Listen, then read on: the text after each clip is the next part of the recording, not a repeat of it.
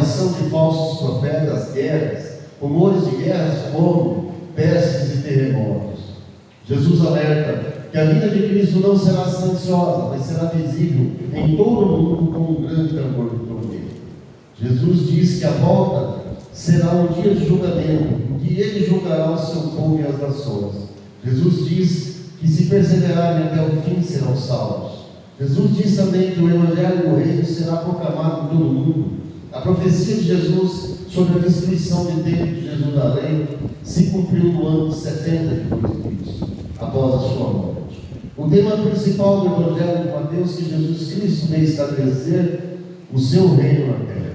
Jesus diz que os que perseverarem até o fim serão salvos.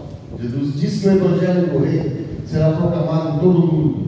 A profecia de Jesus sobre a destruição do templo de Jerusalém se cumpriu lá no ano 70 depois de Cristo, após a sua morte. E o tema principal do Evangelho de Mateus é que Jesus Cristo veio estabelecer o seu reino na terra. Lá naquela época, quando Jesus estava no templo, os seus discípulos começaram a mostrar o esplendor do templo, mostrando a sua beleza, e Jesus, naquele momento, falou que não haveria pedra sobre pedra, que aquilo seria destruído. Logo após 70 anos da sua morte, aquele templo foi destruído. Eles também questionaram Jesus sobre o fim, sobre a segunda vinda de Jesus. E Jesus começou a alertar que nós teríamos muitas coisas ruins, teriam terremotos, teriam pestes, teriam epidemias, que já vem acontecendo, e muitas coisas, temores, outros avisos. Isso seria apenas o princípio das dores. Eu acho que isso já vem acontecendo de uma forma ou de outra, porque se você ligar a televisão, é só tragédia. Esse avião caindo, a terra se abre, cai caminhões, cai veículos, várias aeronaves caindo, matando gente, pessoas famosas também. E agora, por sinal, a gente vê muito também nas igrejas, pastores sendo arrebatados da igreja. Uns pela mão de Deus e outros que não são. Existe, dentro de algumas igrejas que a gente vê, escandalismo. Não existe um respeito. Muitas igrejas estão propagando a destruição da honra, está propagando a falta de virtude, o desrespeito a quem vai à igreja, a família, aos filhos, porque acaba vendo coisas que tiram toda a atenção, todo o foco do culto. Existe também, dentro das igrejas, que a gente vê muito, as pessoas que usam o seu poder próprio em nome de Cristo, falando certas coisas. E aqui Jesus nos alertou: cuidado com os falsos profetas, pessoas que vão se apresentar como Messias. E a gente já vê casos assim. A gente vê que o mundo está mais cedendo para o lado de lá do que para o lado de cá.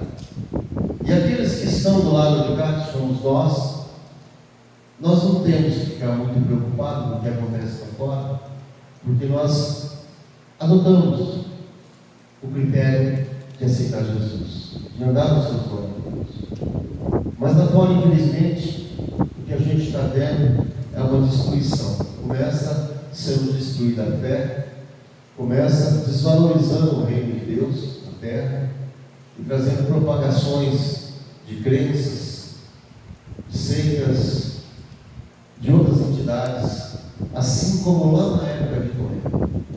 Deus destruiu aquela época lá com um dilúvio muito forte, porque a corrupção daquele mundo, com os anjos caindo, a mistura entre esses anjos e as mulheres da terra, trouxeram as criações abomináveis, e o ser humano começou a conhecer coisas que não deveria. E essa maldade cresceu no coração. Deus destruiu a terra, tirou aquele povo todo que morreu com o dilúvio, e colocou a embarcação de Noé para que repopulasse esse mundo. Mas o inimigo, ele continuou plantando a sua semente. A corrupção foi grande. Deus havia prometido que não destruiria mais a terra, o mundo, com o dilúvio. Mas ele se entristece cada dia, Porque a sua glória, a sua honra está abalada, está ferida. Porque as pessoas não têm mais respeito. Como eu falo sempre, eles procuram outros meios para que Deus não precisasse existir. Eles acham que o recurso que existe aí, como mentalização, outras religiões, falsos deuses, pode dar para ele tudo que eles precisam. E que Deus talvez não precisasse nem existir. Outros questionam Deus. Por que Deus deixa essas coisas acontecer? Mas tudo tem o seu propósito aqui debaixo da terra. Deus poderia, naquela época, ter eliminado, ter acabado com a glória, ter matado lá o diabo. Mas pelo erro, pelo pecado que houve, somente derramando sangue seria reconstruído esse perdão. E através de Jesus veio essa aproximação novamente com Deus. Como eu falei, o diabo, ele foi criado. E Deus é o criador de tudo. Mas tudo tem um propósito debaixo dessa terra. Ele nos deu a sua imagem, a sua semelhança, e nos deu livre-arbítrio. Ele nos deu, assim como na época de Adão e Eva, a escolha. Você pode escolher o seu caminho. Você pode plantar a sua semente. Você pode escolher a que Deus você quer servir. Mas o Deus é único. Não existe outro. Existe ilusão, né? E a perda da salvação. Quantos pecados bastaram para Adão e Eva cometer para ser banido do paraíso, para o resto da vida? Foi um pecado apenas. Porque o pecado, ele é o contrário da natureza de Deus. O pecado não faz parte de Deus, faz parte do homem. O Senhor não pode ser conveniente com o pecado. Agora você lembra aquele trecho.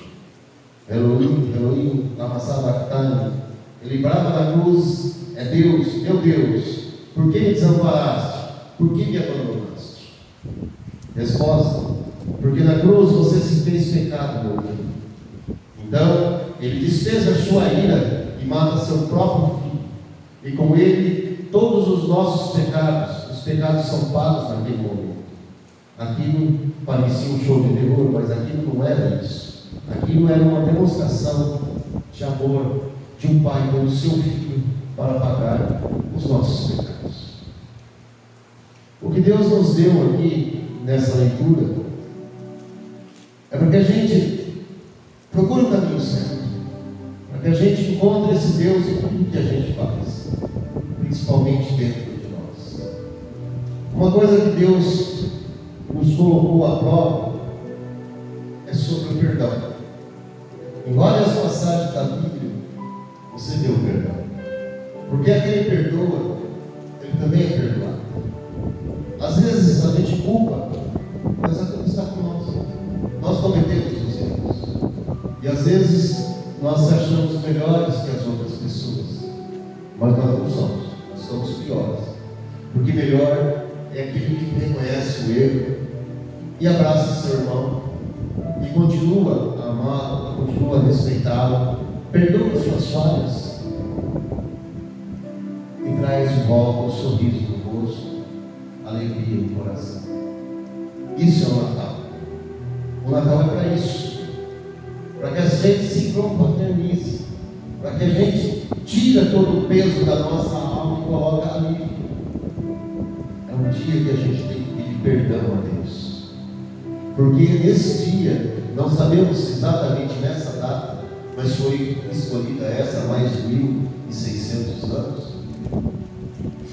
Foi um dia para a gente se lembrar. E na verdade Jesus não nasceu, Ele nos fez renascer nesse dia. Ele veio ao mundo para que a gente tivesse a salvação, para que a gente tivesse o perdão de Deus, e que nós se aproximássemos de Deus novamente através dele. Todo o seu sofrimento valeu a pena, porque nós estamos aqui. Aleluia. Nós estamos aqui para contar essa história. Nós estamos aqui para fazer parte do livro de Deus. Hoje, debaixo de todo esse projeto, de toda essa chuva, nós viemos, muitos desistiram, muitos pensaram em desistir, mas como a minha missionária me falou, será que Deus não está nos testando? Porque tudo que é fácil a gente gosta, e o que é difícil, será que não merece também o nosso sacrifício? Porque toda hora que nós chamamos a Deus, Ele nos atende. Tudo que nós precisamos na nossa vida, Deus coloca à disposição. E num momento desse, de um pouquinho de dificuldade, nós pensamos em desistir. A minha oração em casa, eu comentei com a minha esposa, que eu estava orando no quarto, a chuva estava muito forte, e eu senti Deus me dizendo que esse culto ia acontecer. Porque eu pedi para Deus que acontecesse muitas coisas, mas que Ele não deixasse que a gente não fizesse esse culto hoje. Porque hoje é um culto de Natal. É um culto que para mim, eu já não comemorava mais. Eu não tinha mais alegria de Natal, depois que eu perdi meus pais, e através da igreja, depois que eu trouxe minha esposa e eu para a igreja, eu passei a sentir o Natal novamente. E a partir do momento que eu me entreguei para Jesus, o Natal cresceu dentro de mim. Mas não simplesmente como uma comida na mesa, não simplesmente com pessoas felizes, cantando, bebendo. Aquele é um momento da oração. É o momento que Jesus vai descer naquela casa, colocar a mão sobre a mesa, sobre aquelas pessoas que estão ali, e trazer a sua gratidão também. Porque nós lembramos dele. Ele lembra de nós o tempo todo. Ele não se separa de nós. Mas aquelas pessoas que se uniram ali em Cristo, para trazer o perdão, para trazer a reconciliação, para trazer o agradecimento pelo alimento na mesa, por aquele momento, pode ter certeza que aquela família foi abençoada. Ela recebeu a bênção de Deus. Eu recebi a minha bênção. A minha família que serve a Deus recebeu uma bênção hoje. Uma bênção que Deus cuidou para nós. Porque às vezes nós descuidamos, às vezes nós cometemos erros, porque nós somos humanos, nós somos filhos do pecado. Mas Deus, quando Ele nos abraça e Ele nos quer na obra, Ele faz tudo acontecer. E hoje Deus deu um dia muito especial para a minha família. A nossa família hoje foi preenchida com a visita de Deus na nossa casa. Jesus era o nosso convidado e Ele estava na mesa conosco. E nessa noite eu tinha que estar aqui com vocês para poder agradecer a Cristo por tudo que Ele fez esse ano por nós e por tudo que Ele tem guardado para o nosso mundo. O que está escrito aqui, de uma forma ou de outra, vai acontecer. Não sabemos se vamos estar ainda vivos ou mortos quando isso acontecer, porque há 2000 anos que se espera essa profecia. Mas o que eu sei, que valeu a pena chegar até aqui, que valeu a pena eu me entregar para Jesus e falar: eu sou crente. Valeu a pena eu conhecer vocês e saber que vocês também conhecem a Cristo e se entregaram para Ele. O dia mais feliz é quando você ora de joelho, você levanta sabendo que Deus falou com você, ou te mostrou alguma coisa que você precisava saber. E hoje é um dia de emoção, de felicidade, porque Jesus permitiu que esse culto acontecesse. Amém? Amém? Glória a Deus. Vamos iniciar as oportunidades. Nossa irmã querida Célia, seja bem-vinda. Faça